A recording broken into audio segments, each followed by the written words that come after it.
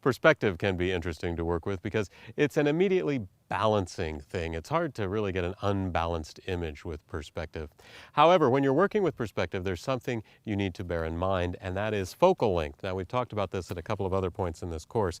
As you go to a longer focal length, as you zoom in, the sense of depth in your scene will be compressed. As I stand here right now looking down this row of trees, my eyes, with their focal length, see a certain amount of distance between the trees, and they see lines that are receding at a particular angle, but I can change that depending on my focal length. Watch what happens if I go to my shortest, that is my widest angle focal length, and take a shot.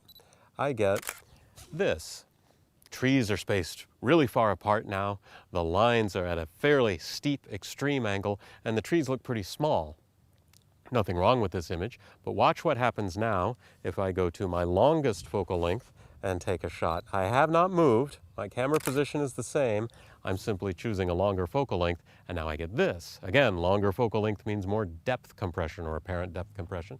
So the trees seem like they're closer together. The perspective lines are not as steep.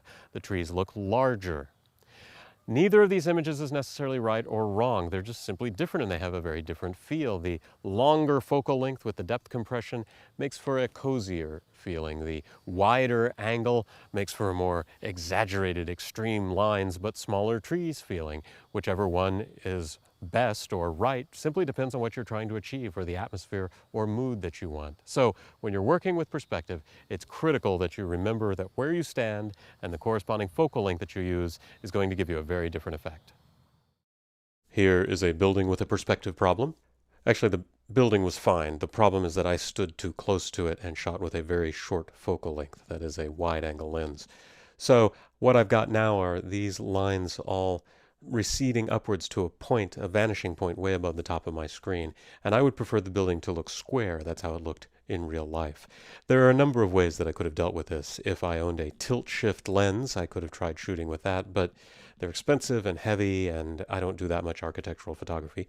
A simpler solution would have been to move further back and zoom in. Well, there are times when you may not be able to do that if there's a lot of traffic out in the street, or if it would have changed the relationship between the building and the tree behind it because the depth in the scene would have been compressed, then maybe this was the only way to get that relationship that you wanted. Either way, doesn't matter. I can fix it now by going to the filter menu and choosing lens correction. Lens correction is a very powerful Photoshop feature that gives me a lot of handy correction tools. When you come into the lens correction filter, you'll be in the auto correction pane. I would recommend turning off all of this stuff. These features work by reading profile information for your lens, profile information that's built into Photoshop, and trying to automatically correct some problems. Instead, come over here to the Custom tab, and here we get a lot of different things. I can correct barrel and pin cushion distortion if my lens has that trouble. I can correct chromatic aberration, which is purple or red fringes that you might see on high contrast lines. As we'll see later, I can manipulate vignettes. What I want to do is transform. These two sliders effectively map the image onto a three-dimensional plane and then allow me to rotate that plane.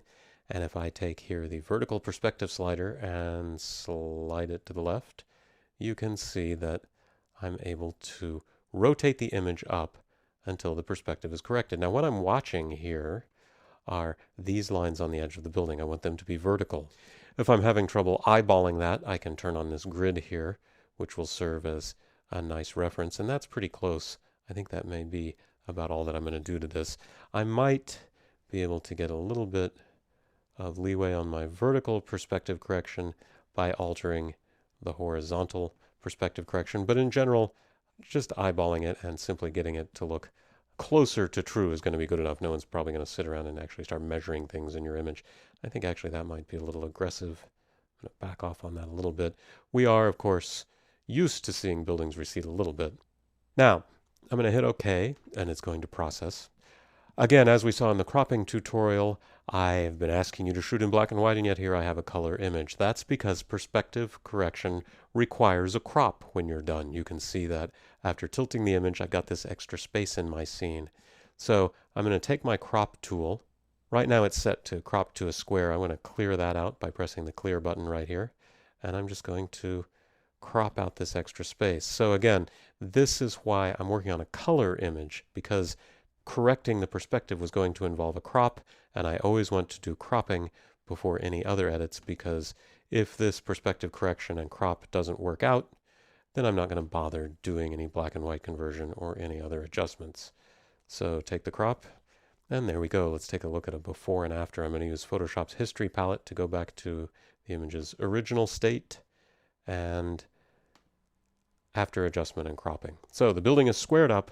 I haven't recomposed the image, but I have changed the composition of the scene. And what I mean by that, or the reason I feel that, is because before, these lines, these diagonal lines, were guiding my eye in a particular direction.